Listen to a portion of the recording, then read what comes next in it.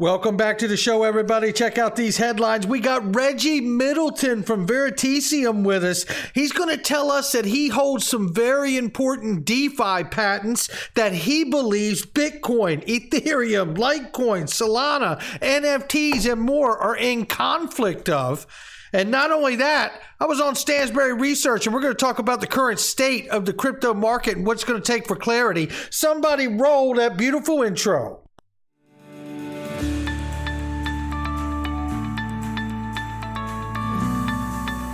Digital Perspectives with Brad Kimes. Come on in.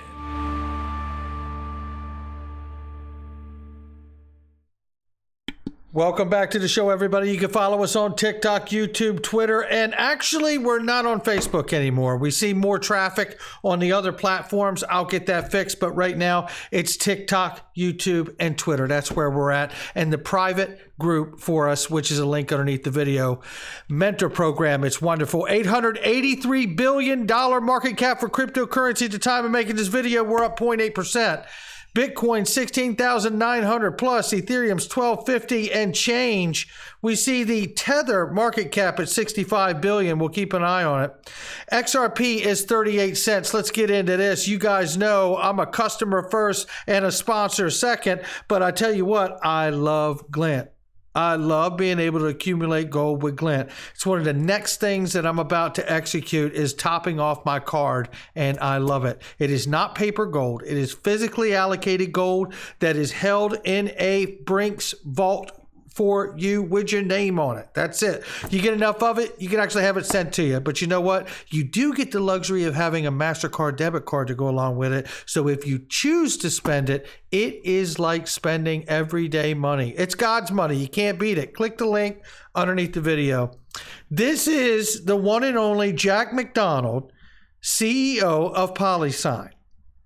This is also the same PolySign that has Arthur Brito and David Schwartz from Ripple, XRP Ledger co-creators, over here at PolySign working on everything they're doing. And they're up and moving a little bit, and they're expecting to see more activity through PolySign going into 2023. Very excited about that. It would appear to me from the layman, and I'm hoping I get a chance to speak to Jack McDonald. But from the layman here, it looks like they're helping to tokenize the entire capital markets. And not only that, there's going to be custody involved, right? Then there's going to also be, probably settlement, I would imagine. A lot of it sounds to me, I'm trying to learn more as we all are, but a lot of it sounds to me like a modern day version of the Depository Trust Clearing Corporation, like the DTCC. Between Standard Custody and PolySign, I don't know. I couldn't be more excited to learn more about something in my whole life, I'll tell you that. And you can get PolySign on Link to, ladies and gentlemen, link underneath the video. This is Reggie Middleton from Veritasium right here, and he is going to explain to you, as he did me, that he holds specific DeFi patents that were fought for, issued in the U.S. and Japan. Now, he holds more than the one that was issued in the U.S. and Japan, but the first and the third largest economies in the world. He believes that Bitcoin, Ethereum, Litecoin, NFTs, minting, and other activities, POS, proof of work, are all in direct conflict of his patent, which he refers to as DeFi patents, for simplicity's sake. I want you to hear what he lays down here. It is pretty remarkable. And I want you to think about if this actually is correct. That means Reggie would probably become one of the richest people we've ever seen in our life. If he's getting a piece, if he's licensing out something that is a function, or he will explain better than I ever could. Let me play the clip. Here we go. Rate, 2013, I looked into Bitcoin, the white paper, etc. There you go. I wasn't down a rabbit hole. I went down earth-wide tunnel and have yet to come up because I had a very varied background of technology, of finance, of actual investing my own capital, going short and going long from a global macro and pure fundamental valuation perspective. I saw things differently. And I was self-employed all this time. I was perennial unemployable, depending on which way you want to look at it. So my partner and I patented everything that we use to solve problems in building advanced financial applications. This is back in 2013, 14. It appears that everybody else who wanted to build more advanced financial applications using DLT technology encountered the same problems. We simply patented them because I am not a cypherpunk. I am a father and techno finance guy. And so I am not anti anything that helps, that is conducive to a good business, that is ethical, I pursue. Those patents were prosecuted, let's legal parlance, fought for 6 to 7 years, from 2014 up until currently. The US has issued one. Japan has issued one. I'm expecting several others to be coming forthwith. These patents I call a DeFi patent because everybody's familiar with DeFi, but in reality, they patented conditional transfer of value over a distributed ledger, which is not that broad in the scheme of things, but very, very applicable to crypto businesses and blockchain businesses. I feel personally that it covers Ethereum, Bitcoin, Solana, NFT transfer, NFT minting, validator nodes for proof of stake, proof of work, Litecoin, etc. So it's fairly broad. So the patents. Wow. I tell you, that is, Reggie and I have had this talk off and on, behind the scenes a little bit about these patents. And I want to bring some light to it so we can open up the conversation across the community about it, because I want to really get to it and find out the implications of these patents that Reggie does have. I think, if he is correct here, I mean, this conversation gets much bigger very quickly. No doubt about it.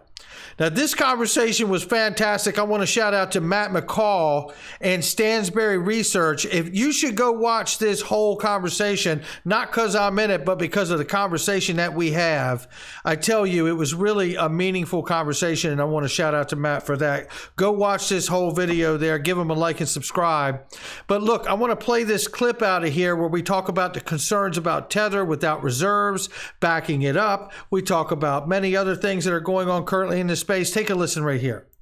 There's a lot of potential landmines there, and outside of just the money aspect of it, there's the confidence aspect that if something another blow up happens, whether it be Tether or something else, how much more can the average investor take?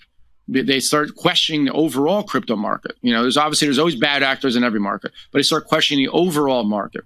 Institutions, they can't be putting big client money into something that they're not quite sure if they know what's backing it. So that is a major concern for the overall crypto market, in my opinion. So again, we're going to talk about FTX and everything else in a minute, because I know it's a big topic. But while we're on this topic, how do you see the crypto market playing out the next couple of years? Do you think we do have another blow up, and will that be the end of it? Or is this something that's here to stay? First of all, I think it's here to stay. You're touching on so many great points, man. I know we don't have enough time to cover everything, right? But I mean, you're just touching so much great stuff. Crypto is here to stay. More importantly, digital assets are here to stay. Which ones, though? Right. And that's something that matters a lot to me, and from where I'm coming from on my channel, is how do you navigate a space that is an emerging asset class? This isn't just, a new company on the stock market, right? This is a new emerging asset class being created before our eyes. It's like being alive when you witness the first bonds go to market. It's that important. And what's really important about it is that the next phase of what really brings the legitimacy to this space, aside from regulations and clarity, which are missing greatly. And I am like you. I like open free markets. I don't like a lot of government, the whole bit, right? But I mean, I also know at 51 that, you have to superimpose the traditional market structure over this new emerging asset class. We have to be able to overlay that and say, okay, I can see what's missing. Exchanges are too centralized. You're buying, selling, trading, and custodying all in the same place. You're bottlenecking the market right there. Well, I believe, between USD Tether, and I also think the SEC is going to sue some of these exchanges in the U.S., that is going to create that final moment to take us to the threshold where government has to come in, and they're going to have to issue some kind of legislation at the very least for stable coins to legitimize and regulate the on and off ramp of this market. And there's so much more to it than that, but that is a first place that must start to really clean this space up. Yeah, I mean, I do a lot of speeches for financial advisors. I'm a former owner of an RIA and a broker dealer, and you talk to a lot of financial advisors that are managing tens of billions of dollars, and their clients want it, right? They want to be in it, but they don't understand it, and they're very hesitant to go into this new asset class that is cryptocurrencies without a little bit more regulation. So, in my opinion, we can't get to the level that we think cryptos will get to without some regulation. And again, I'm not going to say that very often, but we need it. And, FTX was a great example. And, talking about exchanges, you see what happened with FTX. Then you look at something in Coinbase. Coinbase, obviously, their books are open. We can see that. That's important. And I think that differentiates them as an exchange versus so many others. Binance, for example, do they have everything, backing it up? I don't know. I mean, I like to believe he does, but I don't know there either.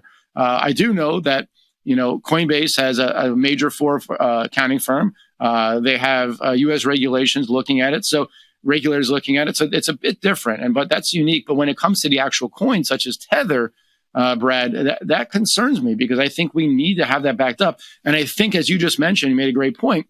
Stable coins will be first. Those need to be, if it's called stable for a freaking reason, right? I mean, if they're not stable, what the hell what are they being called stable coins for? Once that gets passed, I think that's the first leg of regulation and the first leg of legitimacy for some people that are still hesitant for the crypto market. So while we're talking about regulation and everything, let's talk about FTX. I'll just share your thoughts of FTX. What the hell happened? Well, I mean, look, we could talk for a couple of days on this, but I'll just, the overview is that what I've learned for me personally is that we have witnessed a massive crime is what we've witnessed. And I see mainstream media trying to apologize for, what they have tried to crown as the next JP Morgan or the next Andrew Carnegie or Vanderbilt. And what we see is the next Bernie Madoff in crypto. That's what we see. Right. And, the funny thing about this is that if you think about the macro of this space and the lack of regulation. So what have we had because we do have structure out here. There is a market here. Right. But what we really have is the underpinning of a market that has been robbing the broker dealer across the street and all of their customers to come over here and buy Bitcoin and the other stuff that we have because they can't sell it to you, but we can. Right? If you look deep enough into FTX, you're going to see all the deep legacy players and the money and the regulatory connections and the political connections that show me, as it would anyone else that puts the time into it, that the legacy firms were really backing, I believe, FTX and SBF to rip this underpinning down so they could control it for themselves. And if they bring the market to its knees, they can buy it back at pennies on a dollar. And we're not talking about a crypto market, Matt. What we're talking about for the assets that survive is a use case utility market and a utility bull run to come. And with the clarity and regulation, what we're really talking about is getting a stable coin that's legitimate in place, representative and regulated by a heightened prudential regulator, right? Not just a market regulator, but a prudential regulator like FSOC, right? And the Treasury, overseeing this asset and making sure it is absolutely legit. And then from there, you could start to see the suffocation that would take place with the majority of the tokens in the market, because most of them are in and out by USD Tether. So if that goes by the wayside, so does most of the market and tokens that don't actually have an application. And that's not necessarily a bad thing either, because you know what? As much as I hate to agree with Gary Gensler on some things, I think he's got it right that the majority of this market is in fact unregistered securities. Now, I don't believe that about Ripple or XRP token, but I also believe that the majority of the market is out here facilitating what is a public offering through a token.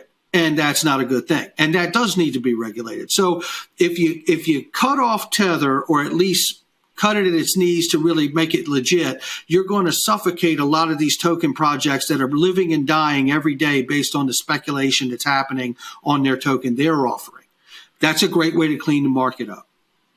Okay, there it is. I'm not going to play the whole thing, but I'm telling you, Matt and I got down into this thing, and you got to go listen to the rest of it because it was straight fire. I went into this thing, had no expectations. I had never met Matt. I've watched him certainly on Stansberry, but I just had a wonderful time talking with Matt.